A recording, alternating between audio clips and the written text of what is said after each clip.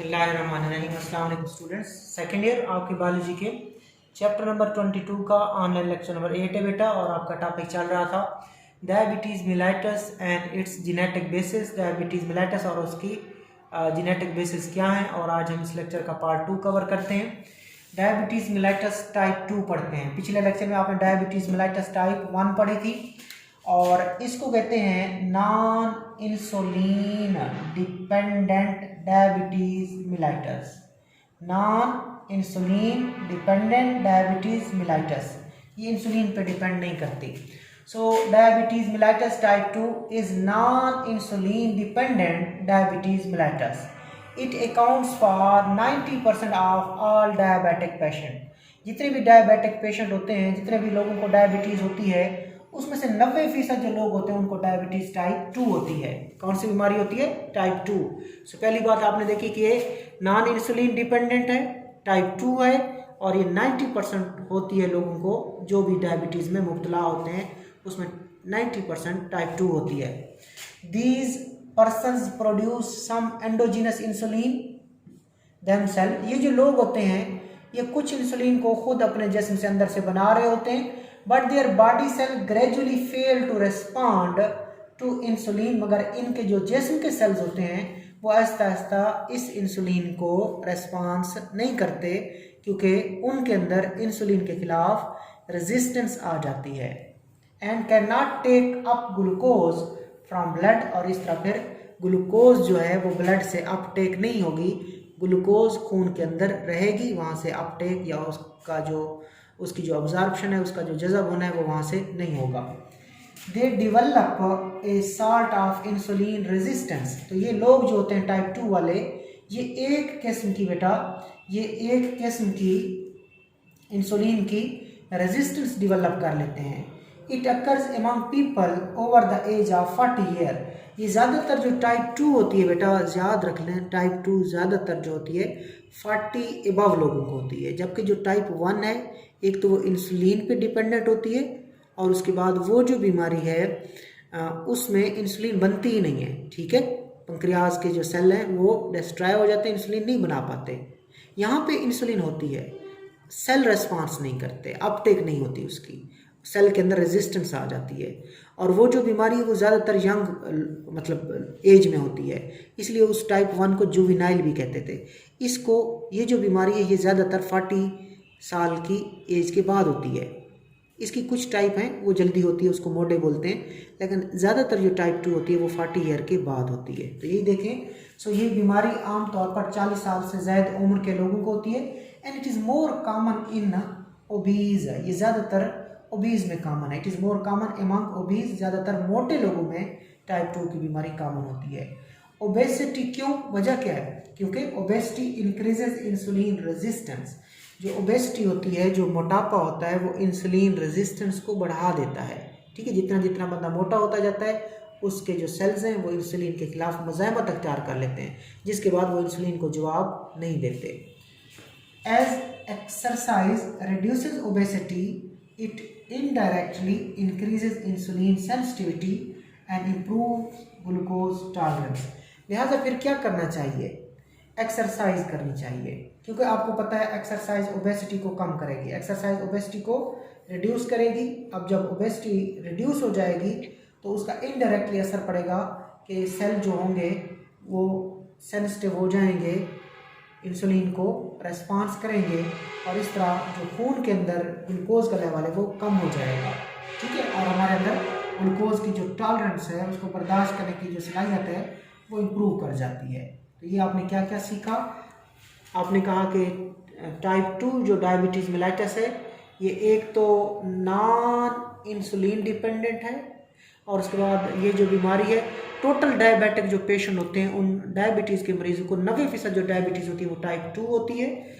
और इस बीमारी में एंडोजीनस इंसुलिन बनती है, सम एंडोजीनस इंसुलिन बनती है, मगर जो बॉडी के सेल होते हैं वो ग्रेजुअली आहिस्ता आहिस्ता fail to respond to insulin को आहिस्ता आहिस्ता रेस्पॉन्स देना बंद कर देते हैं, और इस तरह ग्लूकोज जो है वो सेल से अपटेक नहीं होती।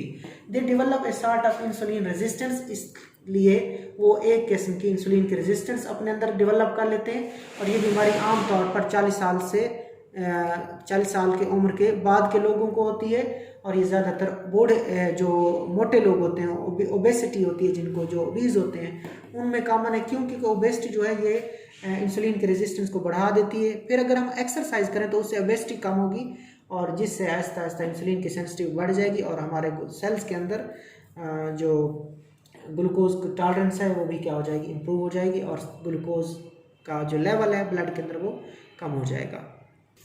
आगे बेटा बहुत ही इंपॉर्टेंट हमने शॉर्ट क्वेश्चन करना है, very important short question, and that is mode. What is mode? तो there definitely exists a genetic component in the form of underlying tendency to develop diabetes under certain environmental condition। तो इसको आप वैसे लिख देना, मोडी की डेफिनेशन नीचे से स्टार्ट करेंगे, ठीक है।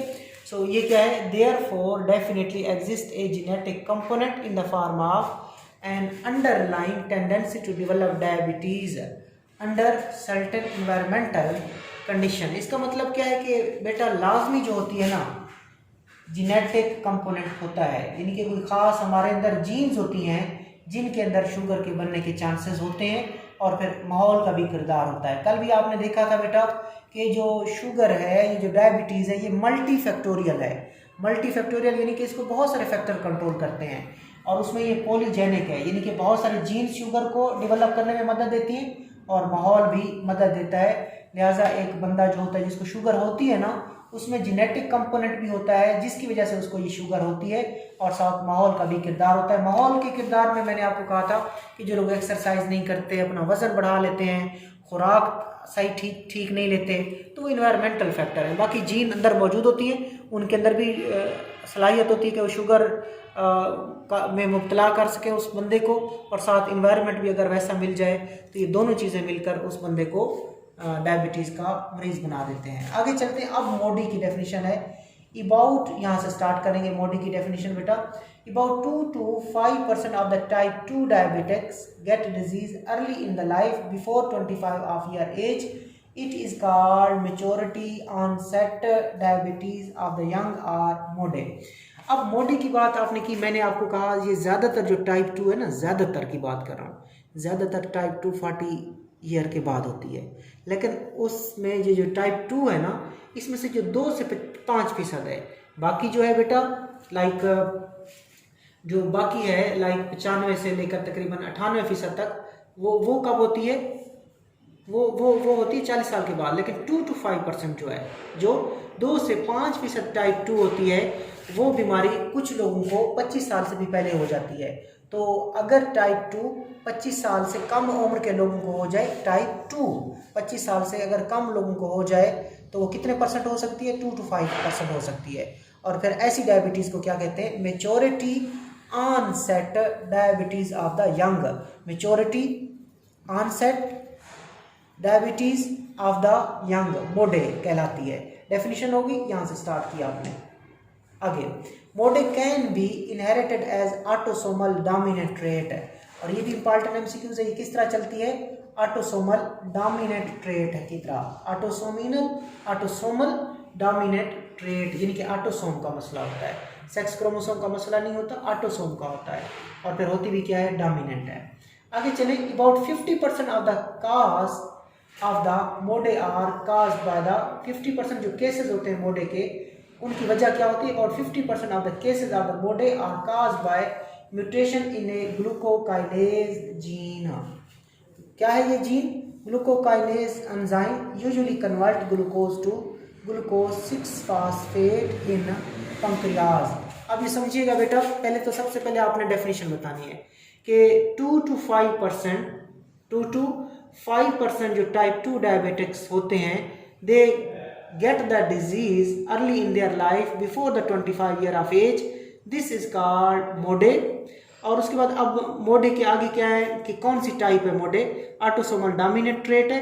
अब वजह क्या है मोडे की, 50% of the cases of the MODY are caused by mutation in glucokinase gene, कि 50% जो मोडे की काजेज होती हैं उसमें ग्लूकोकाइनेज जीन में क्या हो जाता है, मसला हो जाता है। अब ये ग्लूकोकाइनेज जीन जो है ये क्या बनाती है, एंजाइम बनाती है। क्या बनाती होती है, एंजाइम। कोई भी जीन हो वो अपना काम किस तरह करती है, प्रोटीन बना के करती है, और प्रोटीन एंजाइम भी होते हैं। सो ग्लूकोकाइनेज जीन में म्यूटेशन होती है और ये 50% वजह होती है किसकी, मोडे की। अगर ग्लूकोकाइनेज जीन में म्यूटेशन हो जाए तकरीबन 50% चांस होता है बंदे को मोडे का।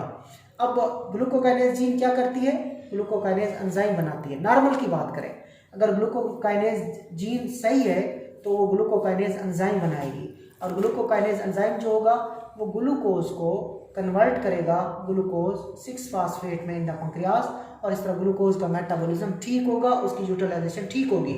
मगर अगर ग्लूकोकाइनेज जीन में मसला आ जाए तो ये एंजाइम नहीं बनेगा। जब ये एंजाइम नहीं बनेगा तो ग्लूकोज 6-फास्फेट में कन्वर्ट नहीं होगा, ग्लूकोज की यूटिलाइजेशन नहीं होगी, ग्लूकोज खून में बढ़ना शुरू हो जाएगा और मोडे हो जाएगी। मोडे कैन आल्सो बी काज, दूसरी वजह मोडे की 50% वजह तो ग्लूकोकाइनेज जीन में म्यूटेशन है। दूसरी वजूहत क्या है मोडे की, mode can also be cause by mutation in any of the 4 other gene which encode transcription factor involved in pancreatic development and insulin regulation। उसने कहा मोडे की कुछ और वजूहत भी हो सकती हैं, वो और म्यूटेशन भी हो सकती हैं। वो कहाँ होती हैं, वो 4 अदर जीन में होती हैं। मोडे की कुछ और वजूहत भी हो सकती हैं जिसके अंदर म्यूटेशन हो जाती है, किसके अंदर, 4 अदर जीन्स के अंदर। 4 अदर जीन्स के अंदर म्यूटेशन हो जाती है। वो 4 जीन्स क्या करती हैं, एनकोड ट्रांसक्रिप्शन फैक्टर, ट्रांसक्रिप्शन के फैक्टर को कंट्रोल करती हैं। ट्रांसक्रिप्शन आपको बेटा पता है कि जिसमें डीएनए किसमें तब्दील होता है, मैसेंजर आरएनए में। सो 4 अदर जीन्स में भी म्यूटेशन हो सकती है, उसकी वजह से भी मोडे हो सकती है। वो 4 जीन कौन सी हैं, जो एनकोड करती हैं ट्रांसक्रिप्शन फैक्टर को, और वो ट्रांसक्रिप्शन फैक्टर क्या करते हैं, पैंक्रियाज की डेवलपमेंट करते हैं और इंसुलिन की रेगुलेशन करते हैं। इंसुलिन की रेगुलेशन और पैंक्रियाटिक डेवलपमेंट करने वाले जो ट्रांसक्रिप्शन के फैक्टर्स होते हैं उनको 4 जीन कंट्रोल करती हैं। अगर उन 4 जीन में भी म्यूटेशन हो जाए तभी मोडे हो सकती है। लेकिन मोडे की सबसे बड़ी वजह 50% वजह ग्लूकोकाइनेज जीन में म्यूटेशन है, और इस तरह फिर जब उसमें मसला हो जाता है तो ग्लूकोकाइनेज एंजाइम नहीं बनेगा। जब नहीं बनेगा तो ग्लूकोज 6-फास्फेट में कन्वर्ट नहीं होगा। But these 4 MODY genes do not play any significant role in adult onset type 2। आपने कहा कि ये जो 4 जीन्स होती हैं ये कोई किरदार अदा नहीं करती एडल्ट ऑनसेट टाइप 2 में, यानी कि जो लोग 40 साल के बाद टाइप 2 में मुब्तला होते हैं उनमें उस बीमारी में इन 4 जीन का कोई रोल नहीं होता।